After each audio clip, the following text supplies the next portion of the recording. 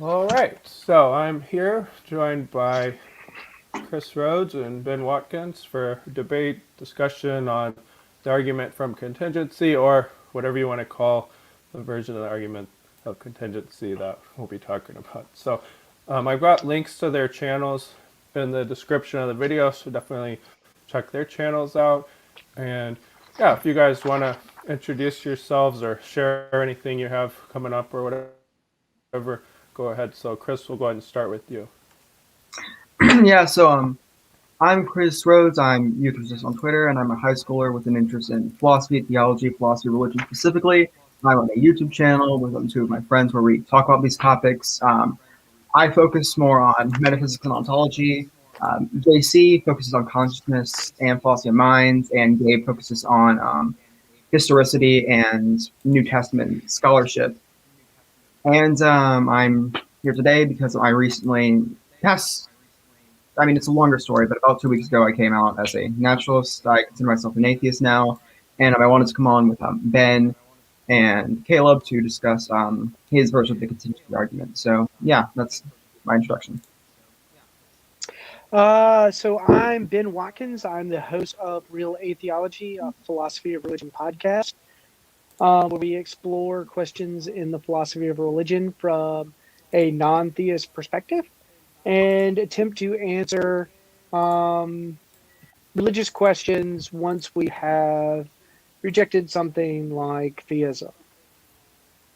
And I want to, I guess, start off really by thanking Chris Rhodes for doing this, and obviously Caleb for hosting us. Chris has been active with our page for a long time now, so it's been super awesome to see his very progress through philosophy. So I'm super stoked. I think we're cutting out a little bit, but I think we got that. And hopefully you're still with us. Ben, can you hear us? Yes, I can hear you. Can y'all not hear me? Yeah. Yeah, You we cut could. out It the just cut out just a little bit. I was cutting out. Okay. Let me Just a see if little I bit can. at the end for Yeah, me, but let me see but if I can I try to think do I think something we to got fix it. that. Okay. Sure.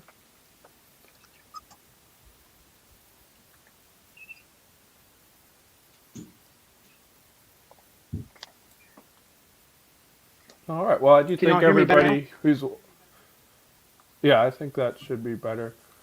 Sweet. Yeah, so what we're going to do is probably talk for about an hour or so, and then if people have questions, we could take a few questions at the end. But yeah, so again, this will just be more of a discussion. So I'll go ahead and present the argument now. So I recognize it's not technically the argument from contingency, but there's lots of different versions of it. But this is the way I like framing it, at least for right now. So I'm going to present it, and then I also have a video in the on my channel if you want to watch my video presentation of it.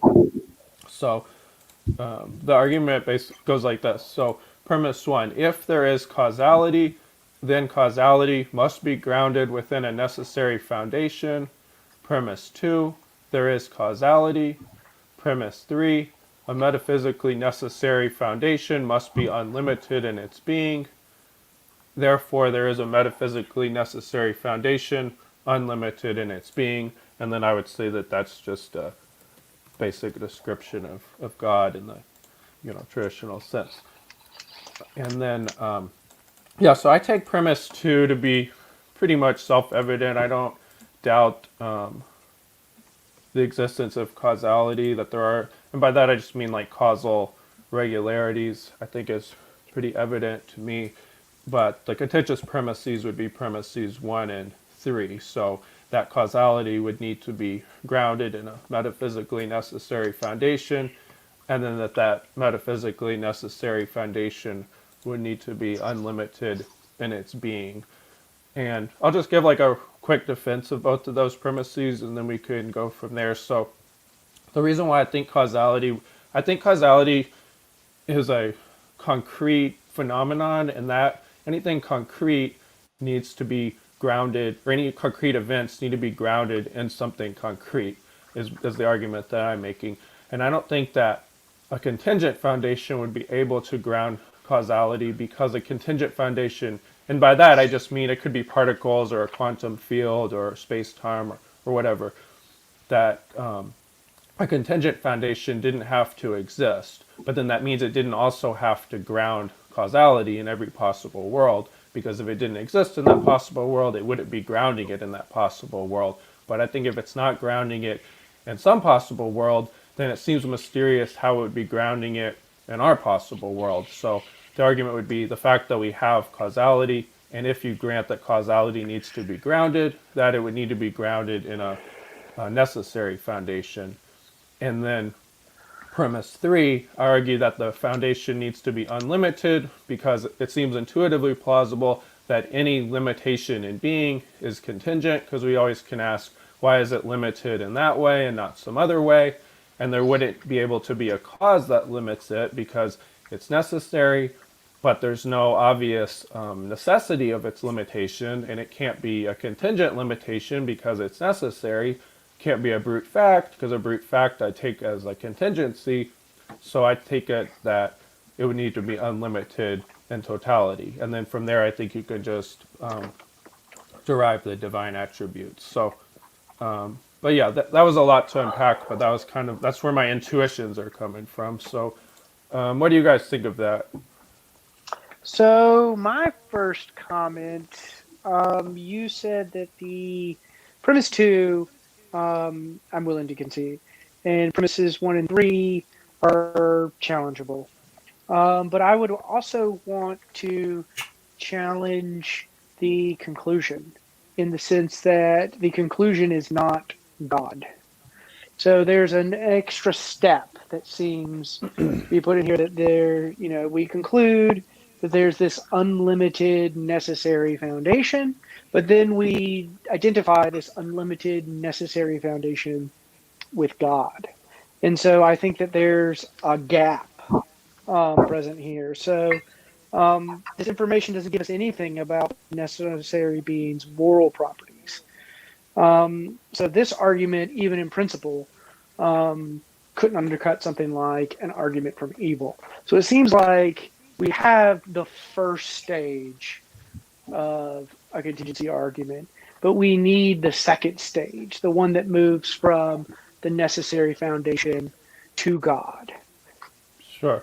Okay, so, and then the way I would flesh that out is, and again, this will of course be contentious, but I just take it as at least being broadly plausible that something that's unlimited in being is going to be unlimited in all features of being. So I'm going to take that as like power, presence, so like spatial, causal presence, intelligence. And then I'm also going to argue like psychological features like empathy would also be a feature of being. So when you get to there, and obviously there are going to be some other features, we could say, well, does it have this and that?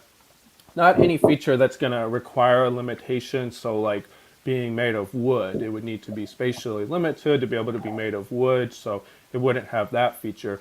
But I take it that being unlimited in being, it's going to be all present, all powerful, maximally intelligent, and then I'm going to argue maximally empathetic, and then I think from there, at least plausibly, you get a morally perfect being, or at least you could plausibly make that step. Think of that type of move.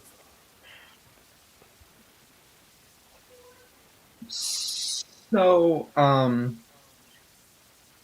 about that, how you would develop that, I'm curious how you would say that, for example, being a piece of wood is a limiting property, but certain psychological properties aren't, right? Because it seems plausible to say that certain psychological faculties or properties are limited or constrained by certain evolutionary lineages. Maybe I might be butchering that pronunciation, but right, that there are certain psychological faculties that you might appeal to as being predicated with God that are themselves limited, right? So how would you argue that these certain psychological properties aren't limited, or can in principle be unlimited, or a perfection, right? I'm a bit confused on how you get there. So, yeah, Ben I mean, drop you out? can make the argument. Yeah, his internet might have cut out. I'm sure he'll be back. So Yeah, I don't want to Okay. argue. Oh, okay, he's back. Okay. I don't want to argue. I'm not arguing that they're not perfections, but I kind of want to avoid that phrase because I think that gets into a different type of conceptualization that's more in lines with like the ontological argument. But I do think God has all perfections. I just won't be using that term. But so yeah, you could argue that empathy requires a limitation, but I would want to know what limitation that would be. So there are some psychological features that I think would require a limitation, like if God had like an addiction to something, that would seem to be a debilitating psychological feature. But I don't know that empathy is, and I know like some classical theists might disagree with me on that, but I just disagree with them. But I think conceptually it's plausible that empathy doesn't require a limitation. And I'm willing to concede any psychological attribute that plausibly doesn't require a limitation. So, I mean, there's a degree of intuition involved, but that's how I would approach it. So I think we're making a pretty huge moral assumption here too about this necessary ground. We're saying that it's unlimited, but we're picking out the property of empathy. Why are we picking out the property of empathy instead of something like Sadism. malice or sadism or curiosity or tinkering? There's just what I'm getting at is there's a whole panoply of potential likelihood functions that we could characterize to describe the psychological attributes, assuming that this foundation is a mind. This is again part of the gap problem that I was arguing, and probably be even more pointedly put as something like an evil God challenge. Why are we discriminating between a perfectly good being, an indifferent being, and a perfectly malicious being? What pushes us in the perfectly good direction of that? Yeah. So some of the things you brought up, I think, are plausibly can be argued as not a limitation. Like sadism, I think is a limitation. The need to like torture or get pleasure out of like torturing somebody or something. It depends upon how you define it. But like, or you said, I think you said tinkering, and I wouldn't. I would say that's more of like an activity, but like Well, so like a maliciousness mind though. that's experimental, that wants to Oh yeah, tinker you with said things to see how things curious. work. You're curious. Thank you. Yeah. That's a better word. Thank you. Right. Well, that was what you had originally said. So curious to me seems like God would lack some kind of knowledge. So I would be. It depends upon how you unpack curious. But if it means like Yeah. God doesn't know, what the universe might be like, I Well, we wouldn't don't grant know that that. this being is omniscient. So again, that's part of the gap Well, I problem. would say that's We a don't know how much knowledge limitation though. this foundation But has. right. But I'm going to say that those types of things are limitations then. So Okay. I'm with So you. some things But are logical. So of course, logical limitations are. I'm granting those, but not broadly plausible. not broadly non-logical limitations. And so that Yeah. because it's an unlimited foundation, Hmm. if we grant that it has knowledge, it's going to have unlimited knowledge. No, I think that's Hmm. perfectly fair. Yeah. Chris, did you Now, have any in comments? regards to like foreknowledge, I can grant that like we could set that aside because I mean there are some Fair enough. logical Yeah, like that's a rabbit hole in and of itself. yeah because like I don't really like Molinism, but or not that I just am, I don't know You're that not God all can that have. sympathetic with it. I get what you're saying. Yeah, but in regards to the maliciousness, so I think that's the strongest objection to like the move that I'm making. It's like, well, if you're going to grant that God has empathy and that's going to entail these like moral features, then what about malice? Man, I'm kind of willing to. Or Some would say, indifference. He can be unlimited in his indifference. sure. Uh, it depends upon how you unpack indifference. So if indifference means you lack some type of, like somebody who's just like totally You just don't unmoved, like care, they but just don't you care. you Yeah, you don't you care about all of the world equally in the sense that you don't care equally about all of the world. yeah. I feel like to me that that is a kind of limitation. So um, I think the malice one is a little more interesting because that does seem like there's a positive, not positive in the sense of good, but positive like that is a real extra feature. Is God Gotcha. going to be lacking that? And I'm kind of willing to bite the bullet in that I don't think that God. So in the video I have, I say that God has unlimited hate, and it's not. It wouldn't be hate for people because he's maximally empathetic, but I say, well, he hates sin, and that's kind of where my thought is at. Like, I wonder if he can direct this. It's kind of like a perfect hatred He in instead that of it it's saying focused. hatred, because that's kind of a thick moral concept there. It might be better to say that he has a maximally negative response to something like sin. Yeah. And then you So don't I'm have wondering to if, yeah, I'm wondering if one grants that God has maximal empathy, and then some kind of negative psychological response coupled with that empathy, then those paired together entails a moral response. So that's where I say, like, well, if you hate sin but you're totally empathetic towards beings, then you're gonna work to end sin, but you're gonna care for the suffering of beings. So they kind of balance each other out and don't limit each other, but they direct each other. I'm wondering what you think of that. Chris, do you want to say anything here, or do you want me to keep going? I just want to say that I still, at least in the case of sadism, right? I don't see how plausibly sadism could be limited or limiting as a property, right? I think to say that this necessary foundation could derive pleasure from inflicting pain on sentient creatures. I don't see how that would limit it, right? So I saw you kind of respond to that, but I don't think it was particularly satisfactory, right? Because I do think it's plausible that this necessary foundation could derive pleasure from inflicting unnecessary or gratuitous suffering for its own pleasure and not. I could see that not limiting it, right? So I'm not sure how that would actually limit it because it seems that it could. It seems possible that it doesn't. Yeah.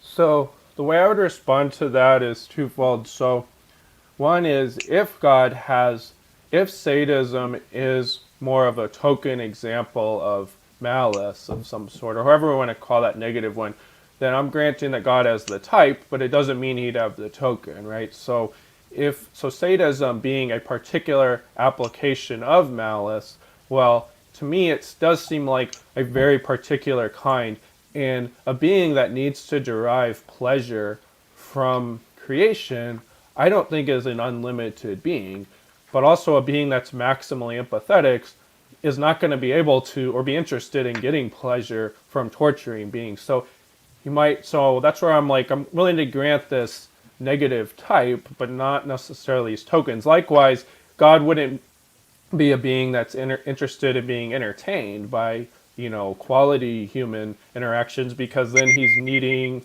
Oh, there's some loud sound. So, anyways, that's kind of where I'm going with this. Hopefully, that made a little more sense at least. Right, I see where you're coming from, but at least under my definition or understanding of sadism, God wouldn't need pleasure, right? God could derive pleasure from inflicting the suffering, but he wouldn't need it, right? So he wouldn't need it in the same way that he would need something to survive, right? He derives pleasure from it, but he could go without it, right? He's not limited by his need for pleasure because he doesn't have a need for it. It's simply a excess good or pleasure that he can endure. Plus, well, it depends on how you're using empathy in this sense, right? If we're using empathy to mean emotional intelligence, right, that God can understand or grasp people's emotional psychology without flaw, right? This perfect understanding of the moral and emotional behaviors and psychology of human beings, then it does seem compatible, right? God could perfectly understand how somebody's suffering, why it makes them suffer, and how that works psychologically, and still derive pleasure from making them suffer, right? And that would be distinct from the definition of empathy, in which God has a desire to not inflict pain based on his understanding of their suffering, right? That he has a positive, caring reaction to their suffering, therefore he avoids it and withdraws inflicting pain. And so if you take the second definition of empathy, then you could plausibly negate sadism as a possible property of God. But then if you take the second definition, I don't see really any reason to predicate the second definition of God, right? I don't know if the first definition is plausible either, but it seems more plausible to say that God has a perfect understanding of emotional psychology of conscious creatures as a non-limiting property necessarily. But I don't think it seems necessary or plausible to say that he is necessarily caring about these beings and their um, emotions. And so if you only have the first part, right, that God has a perfect understanding of human emotions and emotional psychology, right, then you could still have in sadism. And if you choose the second definition, then you can't, I don't see how you can plausibly predicate that of God necessarily, right?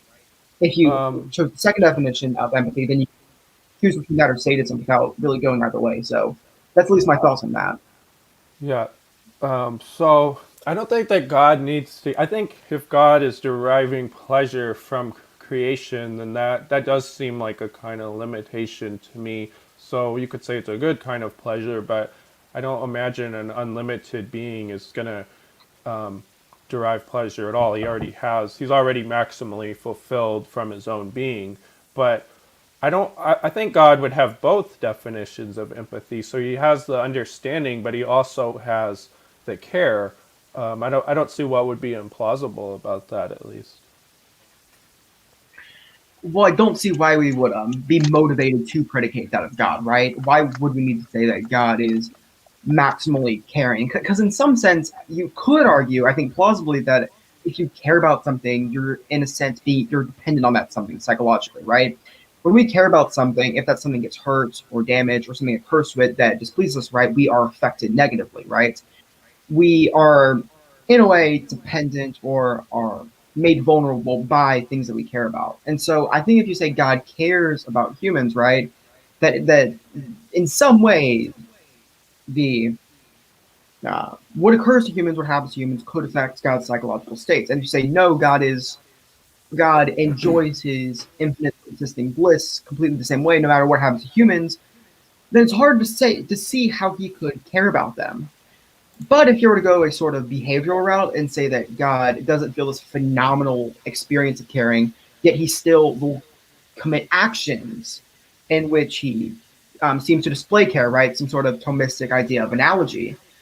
Then you could also go back to the sadism example and say, wait, God doesn't derive pleasure from inflicting suffering, yet he does it compulsively. And so you get away from from the limitation of the phenomenal experience, but you keep the possibility of God being sadistic, wanting to inflict pleasure. So, yeah, I'm not sure how you would dish out the idea of God caring about his creation to an infinite degree without either getting to a limitation or conceding the possibility of him inflicting pain being just as plausible. Yeah, I want to respond to that and then let Ben talk. So, yeah, I want to avoid the idea that God is deriving pleasure or yeah, he's not gaining anything in his being, so he's not deriving pleasure. But I don't see why that would stop him from caring. He's not hurt when we suffer, I don't think, because that would entail that he loses something or gains something, or at least I would argue. But I don't see why that can't mean that he still has an active care for himself, and then whatever beings he creates, he extends that active care to them as well. I don't think that there's a dependency there, but I understand what you're saying though. That's just how I'd respond. But I want to let Ben talk though. The claim that I found the most interesting was that God doesn't, that if you or, I'm sorry, if God derived pleasure from creation, that would somehow be a limitation. And so you might very well be right in this. But so I would have thought, when I conceive of a perfectly loving being, I think of a being that creates finite persons for the intent purpose of having a loving relationship with them. Well, why would a God want to have a loving relationship with finite creatures? Well, because he would derive infinite pleasure from having an infinite relationship with creation. That would be my answer. I'm not saying that's a right answer. It's just when you said that, I was like, oh wow, that's just a different way. And now I would think that a God would create because he would get some sort of pleasure out of it. How would you? That's how I've conceived of it in the past. What do you think the mistake in that line of thought is?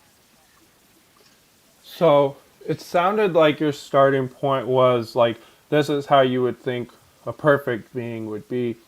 And that's kind of why I avoid like starting with perfect being conceptions, because people's intuitions can be different. It's not that I disagree that God's a perfect being, but I do think some of the attributes somebody could say, well, maybe this is perfect or maybe this is perfect. But I would say though that, yeah, I don't think God creates to get pleasure out of creation. I think that's a plausible consideration, like a priori, but I do think that it would seem like then God needs creation, and that would seem to be a limitation. I think God creates so that we can partake of his being, like we can share in the good things that he already has, but I don't think he gains anything from creation. So I think he sees the value in creating for us, but I don't think he gets anything from it. So that's how I would respond. So I was setting all this up for the argument. This is basically the gap problem, the gap between the necessary unlimited foundation and then our perfect being conception of God. We should probably turn our attention now to premises 1 and 3, where premise 3 is probably where I would want to object the most. Just because it kind of it seems to kind of come out of nowhere. Like when you're reading the argument, you're just like, okay, well, you're left wondering, well, why is this? We assume that there's this necessary ground. Why is it unlimited? Why is this a simplicity consideration? Why are we saying just in that premise categorically like, hey, if there's this kind of foundation of causality, it has to be unlimited? What motivates that Yeah. premise? Yeah. So it's kind of like what Josh Rasmussen gets at with like the arbitrary limits, but he argues arbitrary limits, and I think he should just go full blown, no limits whatsoever, because it intuitively seems plausible to me. Like, imagine there was like an apple. You could say like, well, why an apple? Why not an orange? Like the apple's limited in this way. Why isn't it, spatially limited in some other way? Or you could say, well, it's aspatial. It's not limited by space, but it has limited power. It'd be like, well, why does it have this limited power and not this other limited power? It's like, okay, well, it's maximally powerful. And it's like, well, okay, well, does it have, intelligence? And if you're like, well, no, but and I guess, and that's where I think like that's plausible. But then it's like, yeah, but if limits are kind of the mark of contingency, so it's kind of like this sort of like a posteriori necessity, or however you want to say it, like that. I'm saying like a limit is just sort of the mark of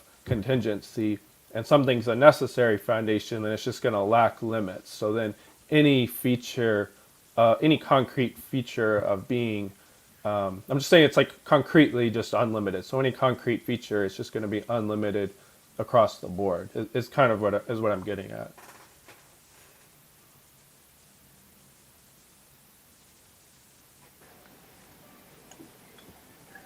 Chris, did you have anything to add? Oh, yeah. So my main contention with the with this, going away from the gap problem, which I still have some thoughts on, but focusing on this version of the argument, I think that I'm mostly focused on the The first premise, right? Because I think the third premise is plausible, right? Depending on how we understand necessity, right? I think you can possibly argue that necessity entails esse tantum or subsisting esse. I think that makes sense. I think there's a good case for that.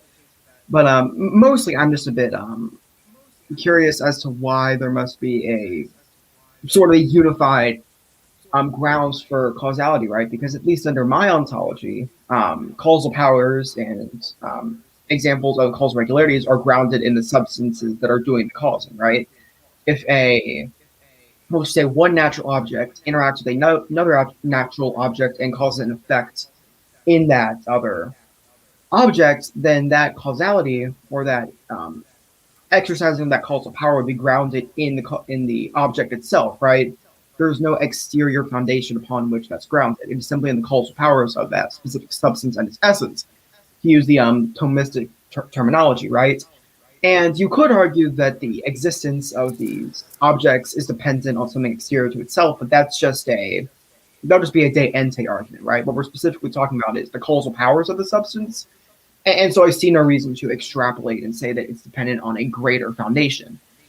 And if I might be misinterpreting the argument, but you could do some sort of reductio and say that this first premise would entail that the elimination of secondary causality, in which this foundation is serving as the foundation eminently of all causality, of all causal powers, right? In which sense it would seem to argue that no natural object or substance is truly causally efficacious because it's all being caused through and by the ultimate necessary foundation of causality, right? So those are just some issues I have with the first premise. Mm-hmm. I'm not as concerned about the third premise, actually, but yeah.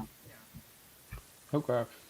Yeah, so let me respond to that. So yeah, I don't want the argument to entail some kind of occasionalism where God is the only cause of things. I do want to maintain secondary causation. So I imagine it as a concurrent participation. So objects, contingent objects do have causal powers, but concurrently they still rely upon God. So if you imagine it kind of like, and this is just an analogy, but like a computer program, like, Mario really jumps, but only because, the system is providing the powers for that. Again, that's just an analogy. But yeah, the reason why, though, I mean, I agree that causal powers are grounded in substances, but I guess if there's just a contingent collection of substances, or one contingent substance that is undergirding everything else, I'm still wondering why those causal powers maintain when they didn't have to. And if you say it's due to a necessity, then I feel like we need a necessary foundation. But if it's a contingency, I'm wondering why that contingency holds at all. And if it's just, to me, it just seems almost like luck at this point, or at that point.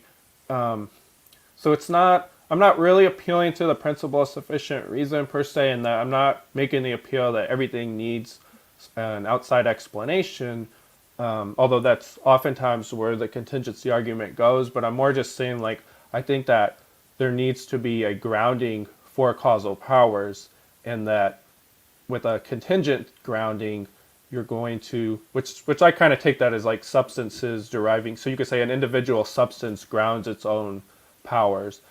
I guess I'm wondering why those causal powers maintain at all. And of course you can't say, or at least I don't think you can plausibly say that something causes itself to have causal powers, because that seems to be kind of a bootstrapping problem. But if you appeal to an outside cause, I feel like at that point you're gonna need something to supply it, and a contingent foundation isn't going to be able to do that. I think because it's going to face the same bootstrapping problem. But I mean, a naturalist could embrace a necessary foundation and just say it's the universe or something. So you could accept premise one and be a naturalist, but that's where I'm coming from. Right. I don't see how it's implausible to say that and substances, causal powers flow from or derive from its essence or substantial form. Right. I think that a Thomistic or Neo-Aristotelian account of causal powers could avoid this issue, right? And any other way that you would argue for contingency or necessary hierarchical causal chain would just reduce to a sort of existential cause, right? And in which case you just have the de ente, and then you bring in issues like existential inertia and things of that nature, right?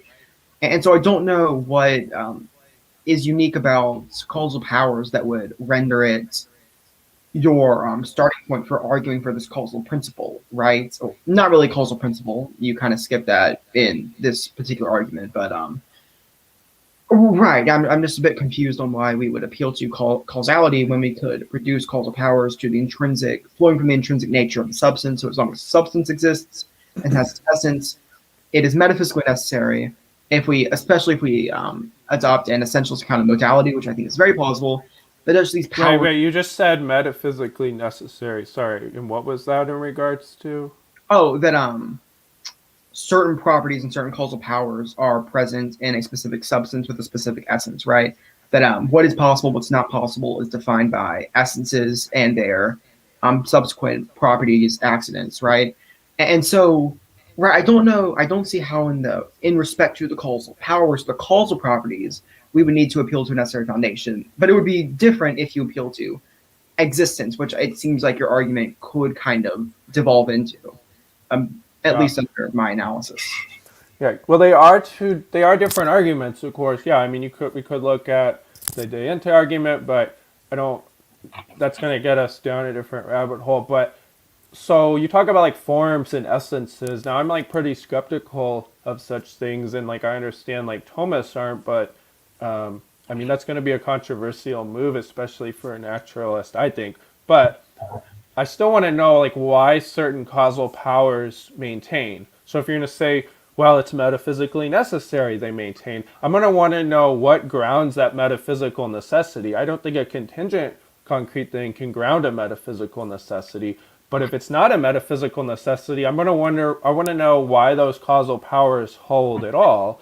That's where I feel like there needs to be, at least my intuition is there needs to be some outside necessity to account for this.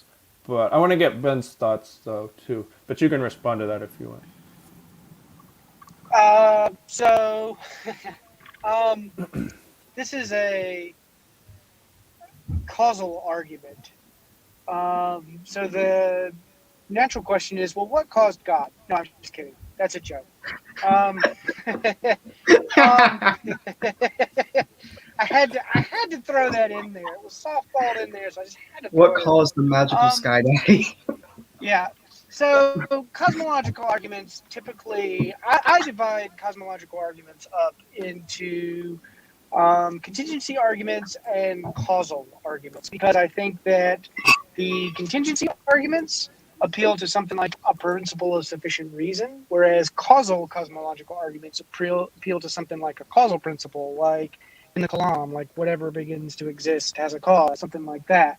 Do you see the principle of sufficient reason or some causal principle as something essential to your argument from contingency, or is your argument contingency unique in that feature in that it just appeals to bare causation and doesn't need to make use of these causal premises or something like the principle of sufficient reason?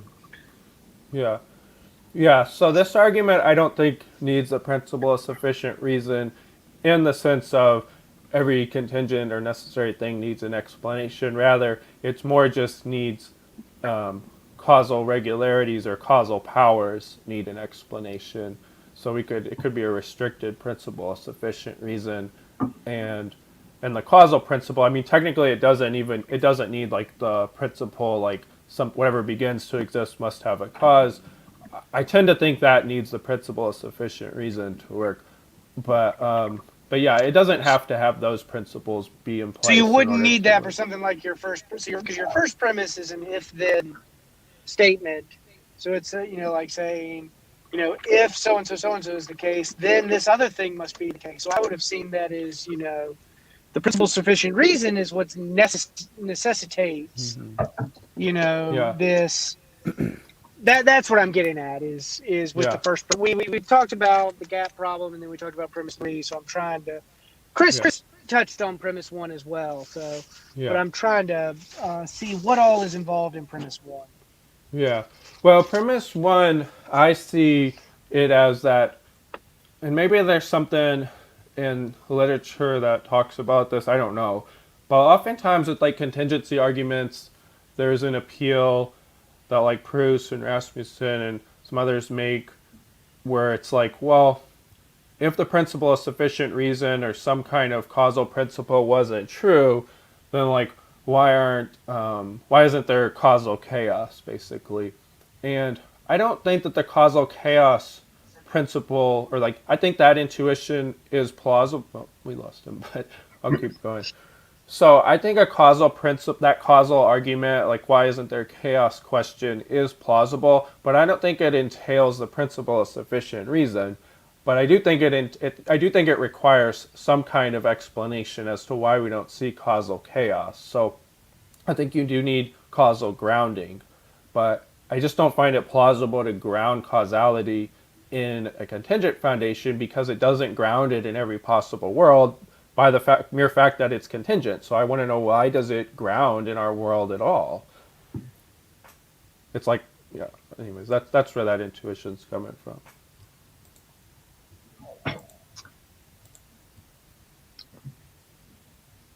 Yeah, I was gonna wait for him, but I think I'll Oh, it's okay. You can go. say so. Going back to the first premise about what I said about natural substances, right? And it is the account of essence, the essence and form that I take is very Thomistic, very scholastic, in which to most naturalists is a bit too close to theism. It's a bit too, maybe a bit too realist, maybe a bit too anti-human, but I still think it's a live option, right? And I don't think it to be implausible to say that the view that you're proposing is also contentious, right? So either way, we have contentious options, but they're both plausible, right? And so I don't see any particular reason why somebody would be committed to rejecting the Thomistic account, even if it is contentious, right? Ultimately, it's still available and plausible and not incoherent. And on the metaphysical necessity issue and on the fact that a contingent object can't ground necessity, well, the issue here with essences and their accidents or their properties or their powers, the necessity comes into their relation, right? That since essences ground their powers, they will necessarily powers will necessarily flow from or be present, either potentially or actually, in the substance which possesses a particular essence, right? They necessarily flow from the essence because they're intrinsic to it.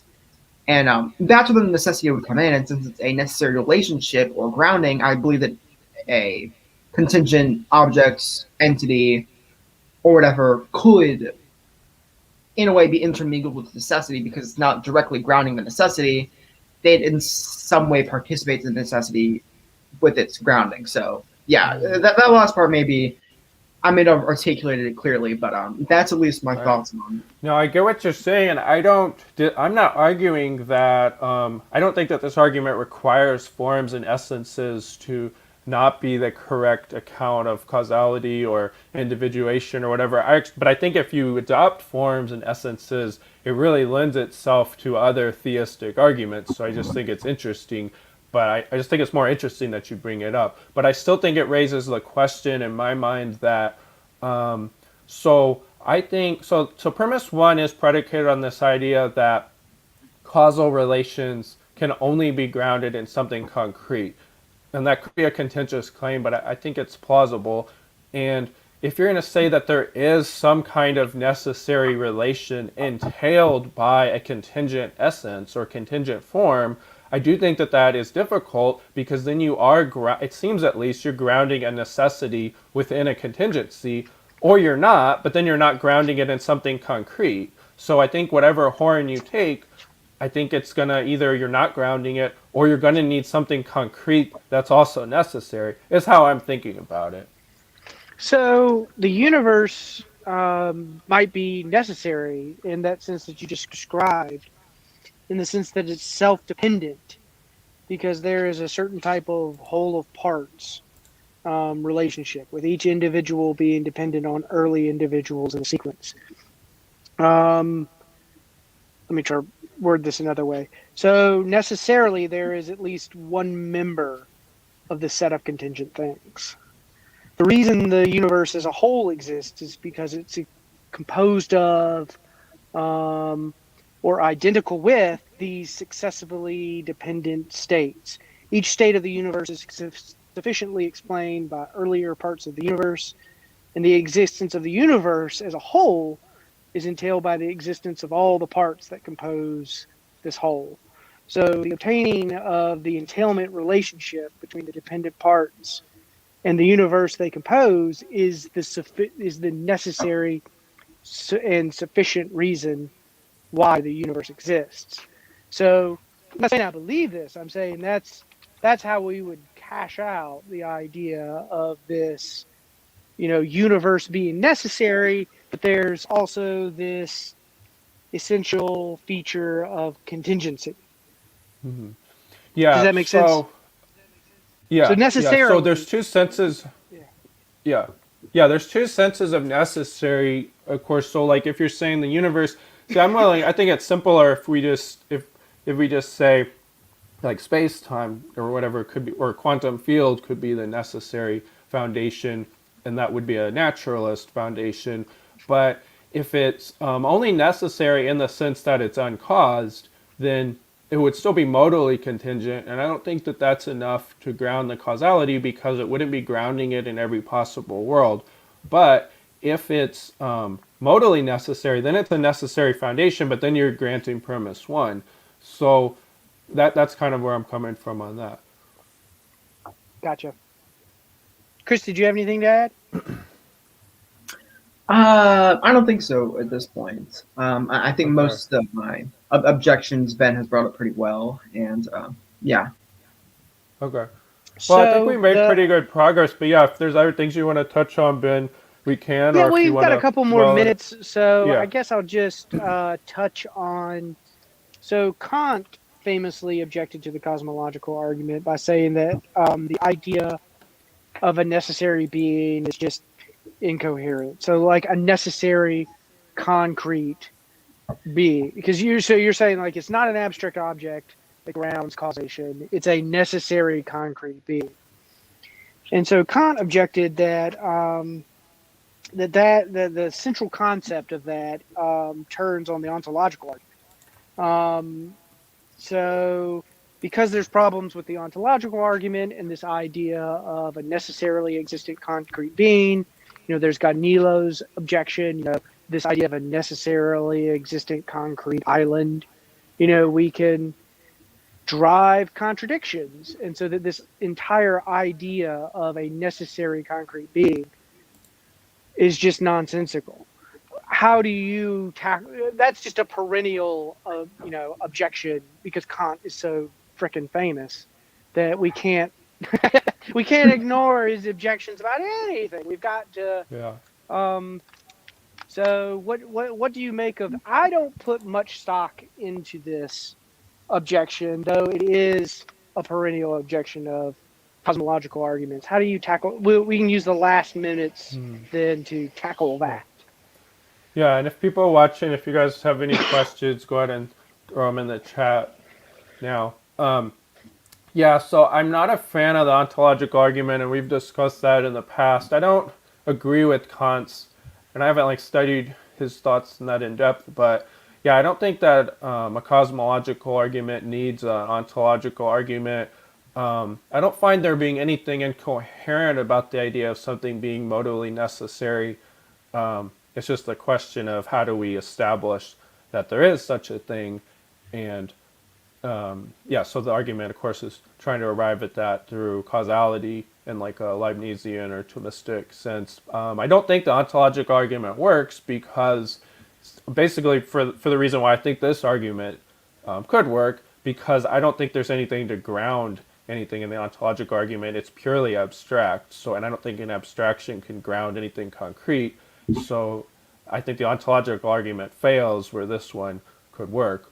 But yeah, I see them as two separate arguments. So, but I don't think the ontological argument works because a necessary being is incoherent. It doesn't work for other reasons. So that's how I'd respond.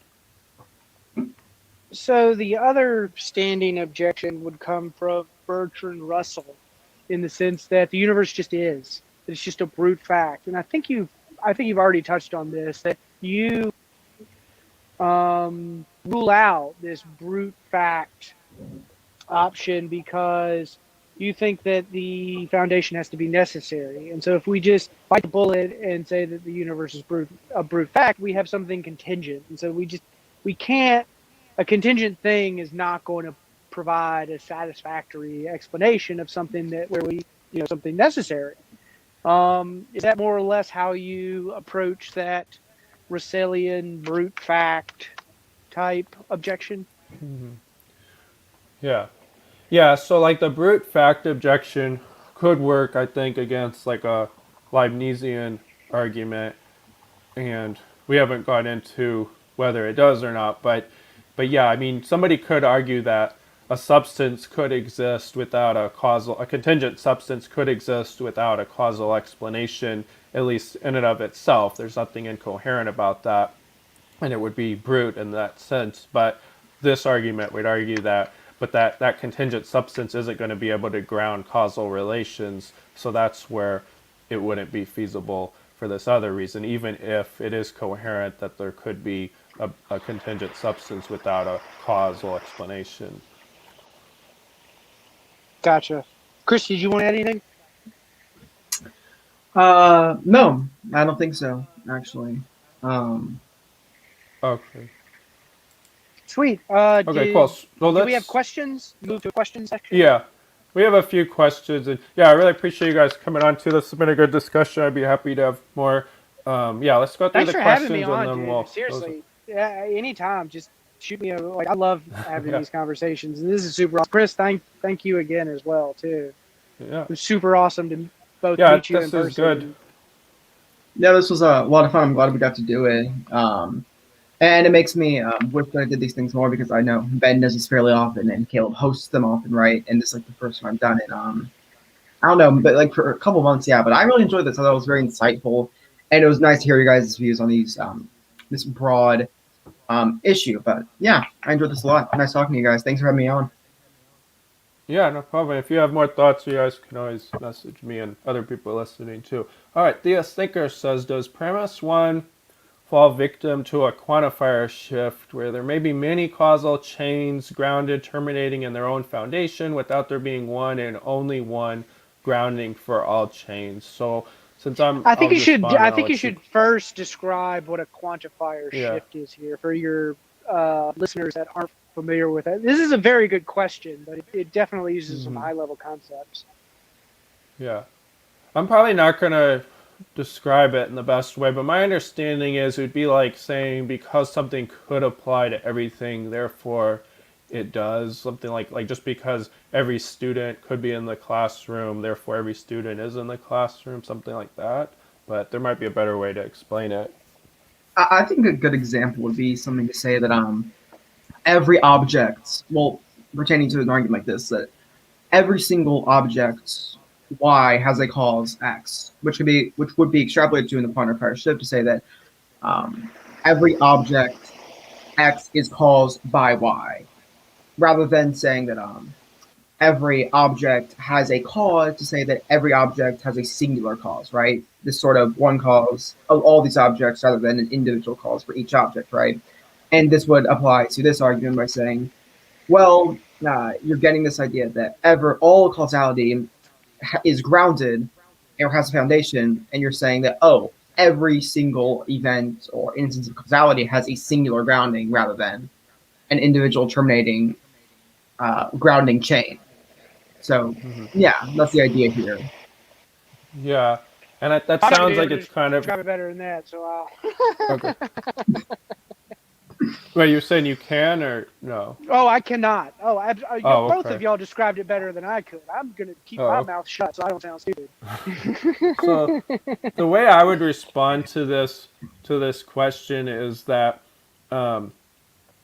So let's see, because there may be many causal chains grounding, terminating in their own foundation without there being one. Yeah, so the argument with premise one is that foundation has to be modally necessary. So at premise one, you could say, well, maybe there's a whole bunch of modally necessary foundations, but they're all still at the base foundation of reality. Then it's when we get to premise three, and I argue that the foundation has to be unlimited. I think it's broadly plausible there could only be one unlimited foundation because there needs to be some limits to distinguish one from the other. I think premise one is fine with granting that as long as you grant that they need to be grounded in a modally necessary foundation. So that's how I would respond to that. But if you guys have more thoughts, throw them out. Okay. Next, what's the response to the objection of existential inertia? So what I take existential inertia to mean is that something can persist through time, or however you want to put it, but it can persist without a cause, and it could be a contingent thing, and it basically whatever exists continues to exist just because, even though it doesn't have an outside cause, like that's just the default state. It's just, it exists and now it's just going to keep existing, kind of like physical inertia. An object in motion stays in motion, so an object in existence stays in existence unless something takes it out. That's my understanding. Do you guys agree on that? That sounds correct to me, but I think if Joe Schmid watched this, he'd probably have like his own definition, considering how he always has his corrections of people's definitions of existential inertia. But to me, that sounds right. The idea that once something possesses being or is in existence, it no longer requires there's no longer this necessity that it is held in being, right? Once it exists or once it has being, it persists as such without the need for a cause. So that's pretty much how I'd summarize it, and I think that's accurate. Yeah. So I'm still struggling to see how the concept of something like existential inertia is going to be relevant to this argument. I'm not sure where. So I think of existential inertia, and I also think of Joe Schmid because he's just great. And this idea of being subsisting creation at all times. It doesn't seem to me like this argument is making that claim. So I'm not entirely sure how something like existential inertia is supposed to be an objection to this argument. It could be wrong. Yeah. It could be misunderstanding it. Well, they throw it in here, and that they came late. But yeah, I mean, I think it's been brought up with a lot of different, cosmologic arguments now since there's been discussion. So I mean, I think it's fair because, people want to know, well, how does existential inertia relate? So the way I'm fine with granting that existential inertia is coherent, but yeah, I would just say that, I would still ask what grounds the causal relations that take place, even if one thinks existential inertia is coherent. So that's how I would respond. All right, this person wants you to promote your channel, which you did, but if you want to promote it again. That's Gabe. He's a part of our channel, but yeah, our channel that's hilarious. I love that. Yeah, we have an Instagram group chat, and Gabe said the same thing. He's like, Chris, promote our channel, LOL. And he's also in the comments. He really wants me to promote I think that was supposed to be a low-key hint for you, and we just read it out. But he got to it before I could. But our channel is School Philosophy. It's me, Gabe, JC. We all wait, did I say JC? Yeah, but we all specialize in different areas: history, philosophy, theology. We upload videos sort of frequently. We're getting better with that now that school's out, right? We should be able to release a couple a week. And please subscribe to us. Our link's in the description. We would love to have more subscribers, possibly do some more debates on there. And yeah, that's my promotion for our channel, which Gabe has pleaded for me to put in the video for so long. But there it is, Gabe. If you're watching, I hope you're happy. Good work, Gabe. Okay, I don't think this was a question, but Mark says you can either say X is a brute fact or X is necessary. I mean, you could also say X is a contingent thing that's caused. So I think that's a third option. But all right, this person likes you. Okay. All right. So writer John Buck, does everyone here agree that all possibility must be grounded in actuality?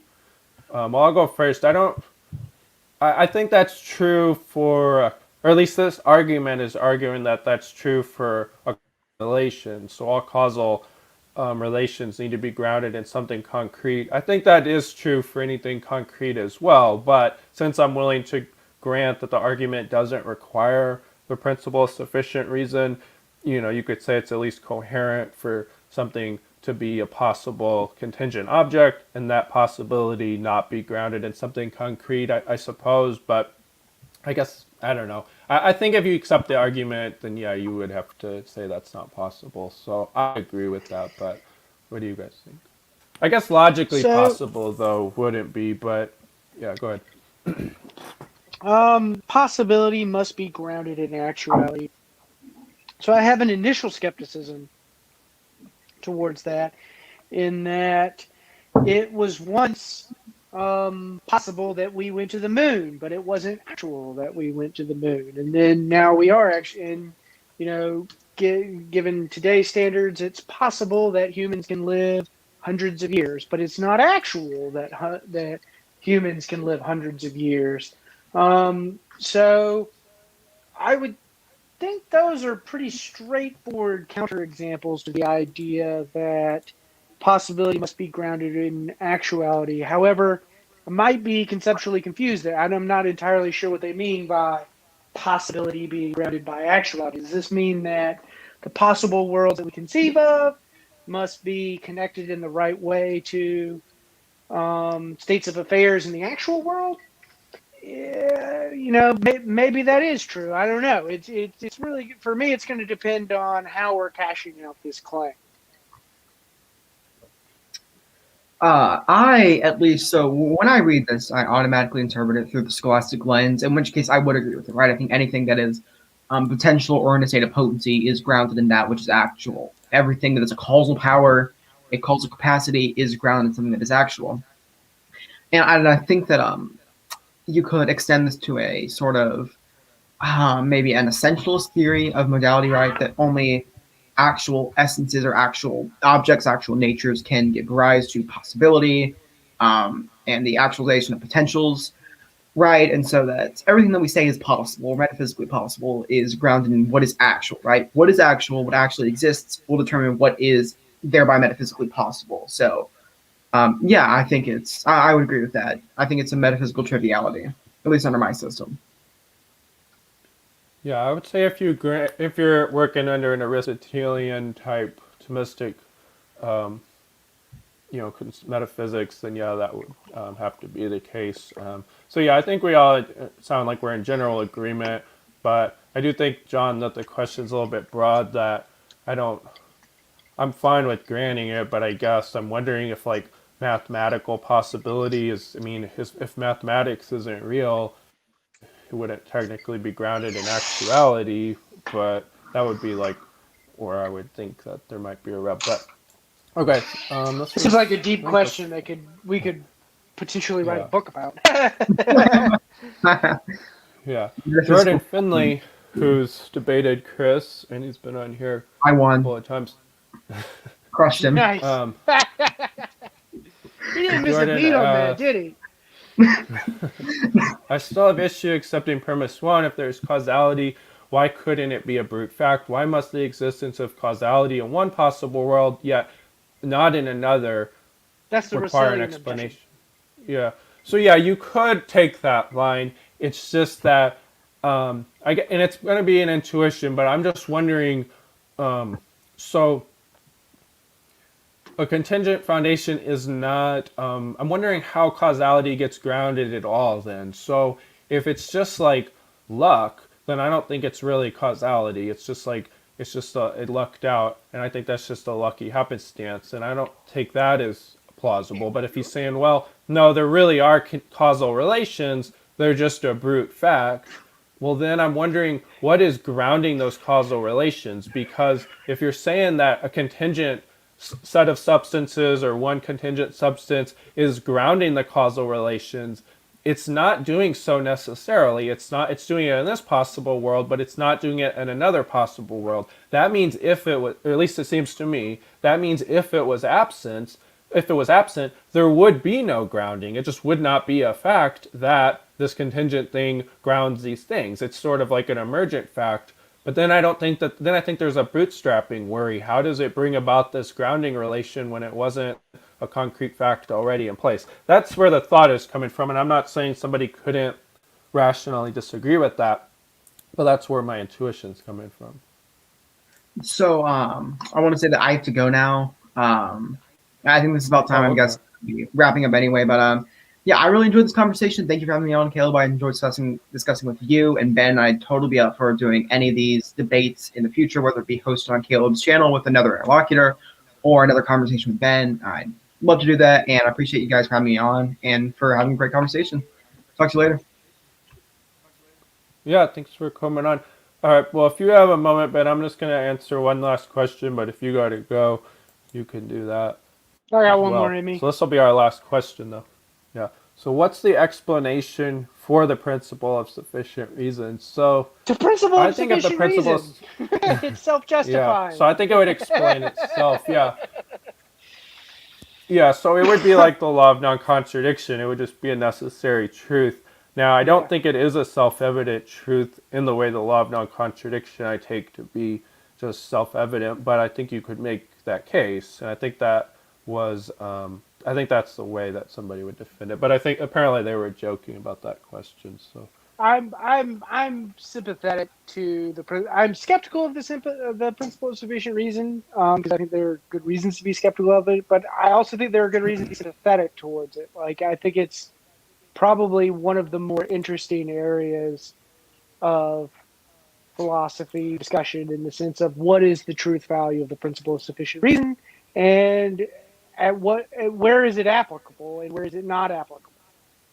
So definitely a rabbit hole to go into, and my objections and sympathies with the cosmological argument generally don't turn on the principle of sufficient reason. So if I were to challenge the cosmological argument, it's probably not going to be on the grounds of challenging the principle of sufficient reason, just because I think it's just too open of there's just too much disagreement there to really be on either side of the discussion, and that's just one of the features that makes it such an interesting discussion.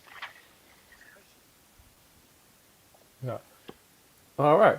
Well, yeah, again, thanks for coming on, and I thank people for watching, and if you could click like and subscribe, that would be cool too, and have a good night.